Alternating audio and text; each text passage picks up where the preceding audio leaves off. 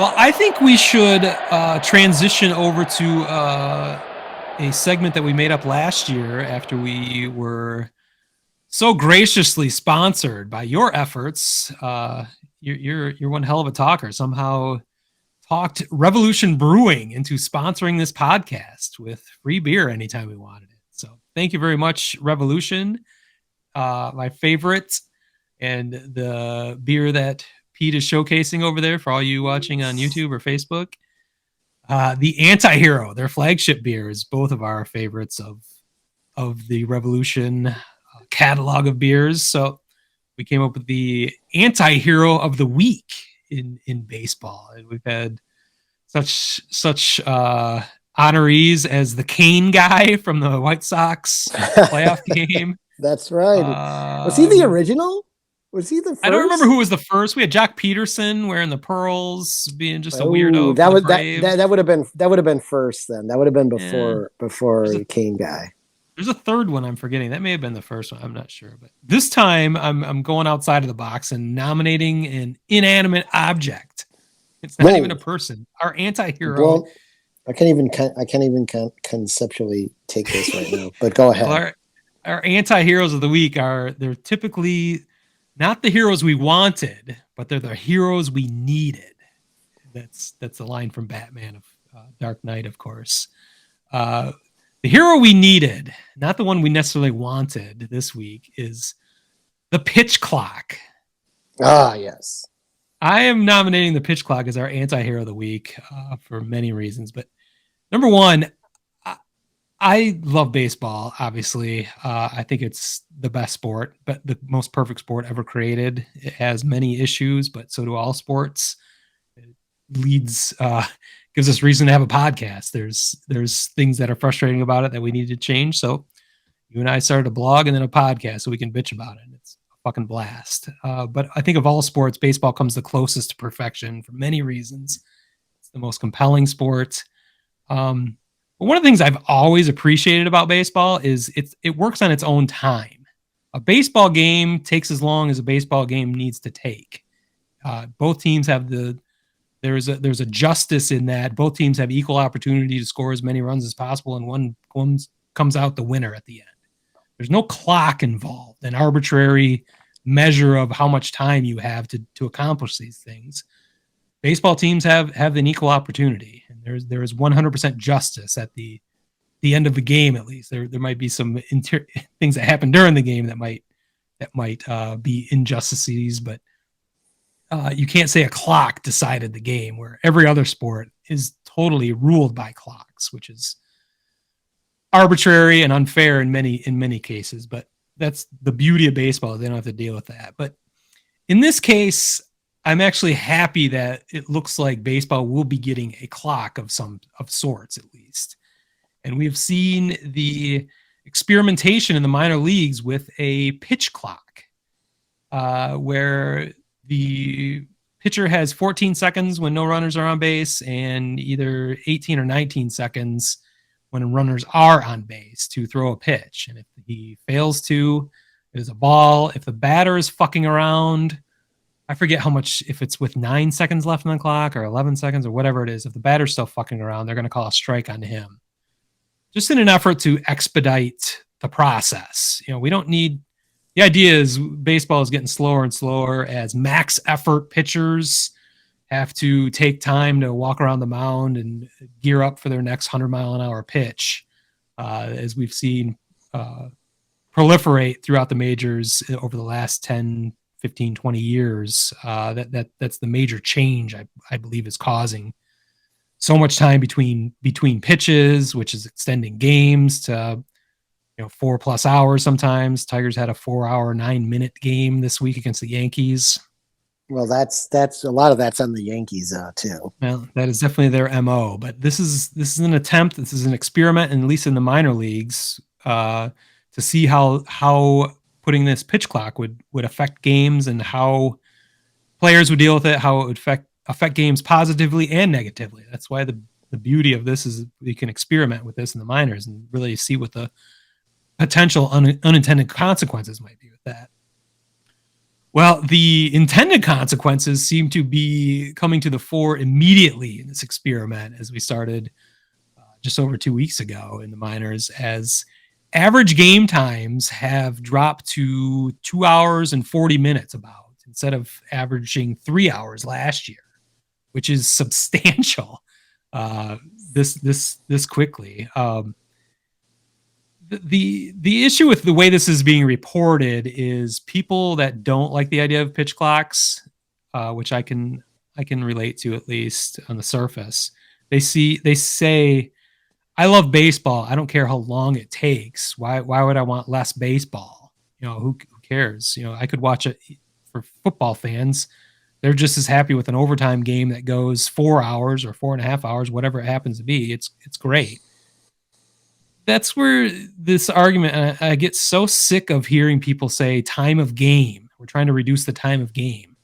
That is not the idea. We're trying to increase the pace of play and the amount of action that is happening within the game time. And that is the point that needs to be driven home. And that's why I have a podcast where I can just say this. It is not time of game. It is pace of play that is the issue.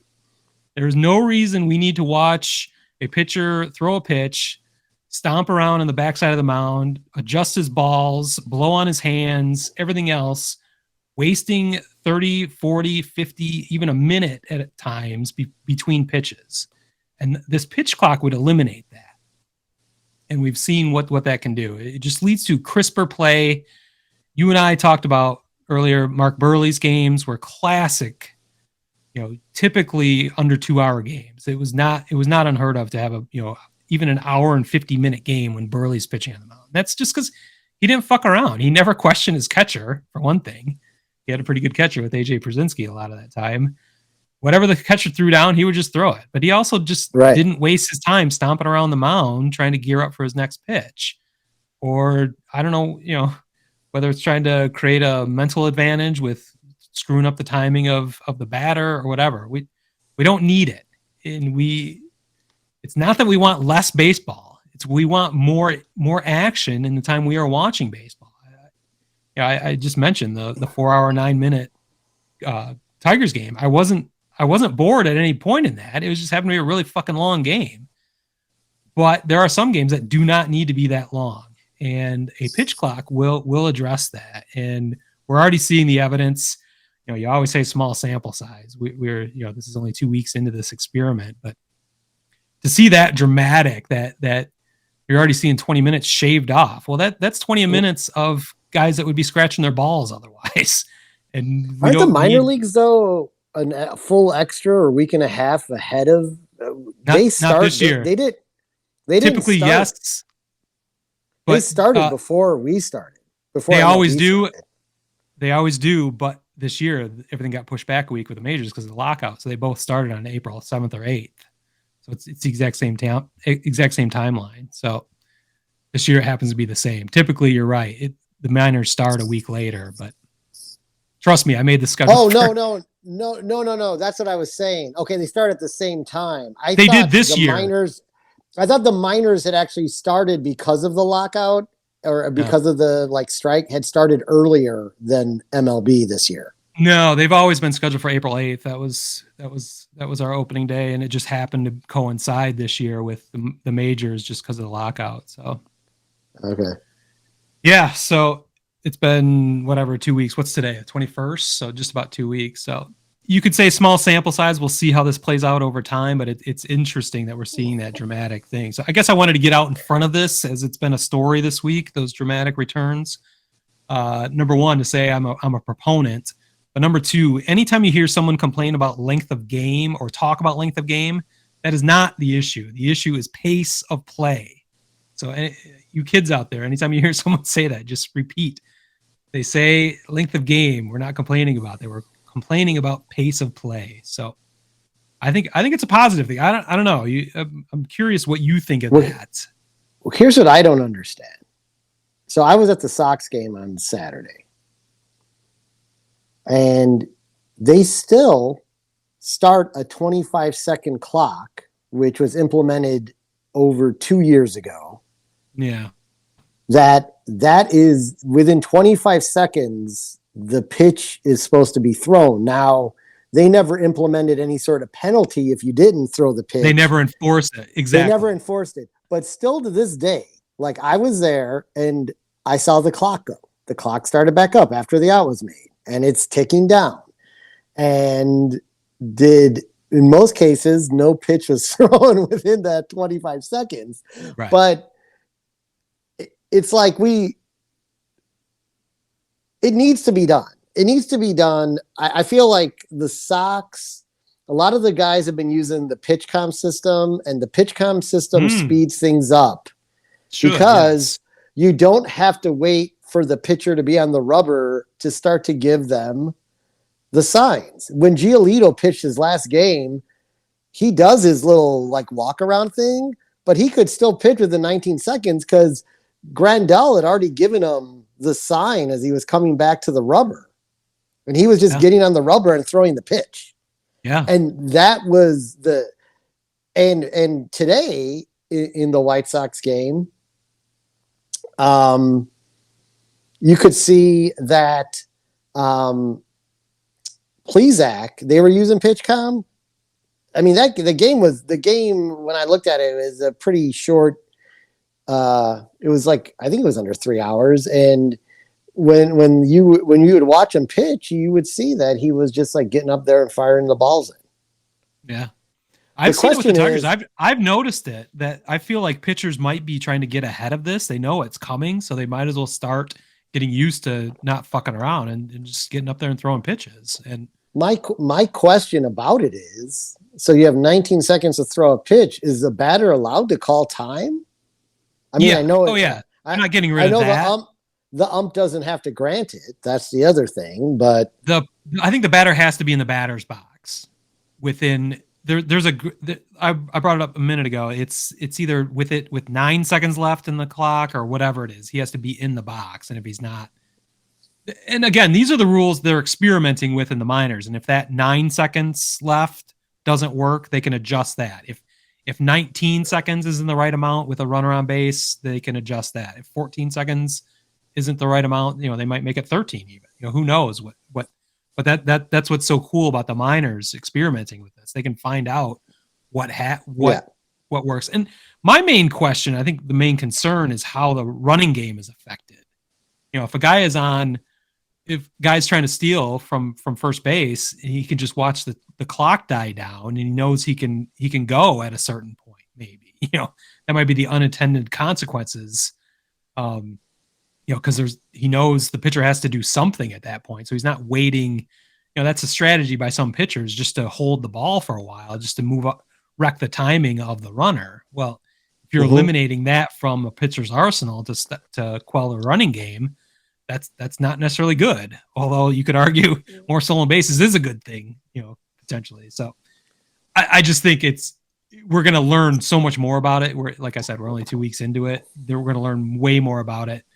And they're experimenting with all sorts of things we talked about early, several episodes ago. But hopefully, we learn what the real positives and negatives are of those, and implement things accordingly. But the other thing that I think about all these things is people hate change, and especially baseball fans. They hate change. Well, the joke or the idiom with baseball is, change in baseball is glacial. They are the slowest of any sport to make change, and people just fear it because they're comfortable with what they know. And I just think that's the wrong way to live life in general.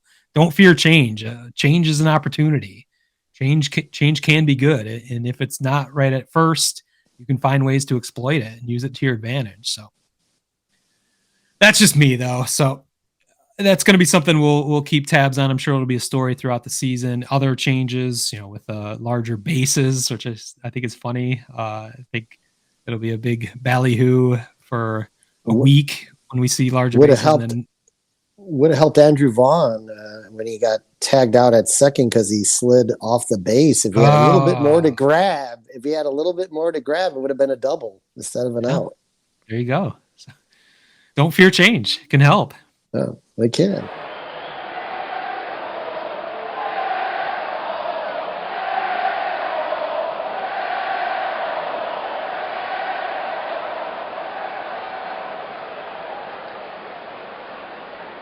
Word Hole Media.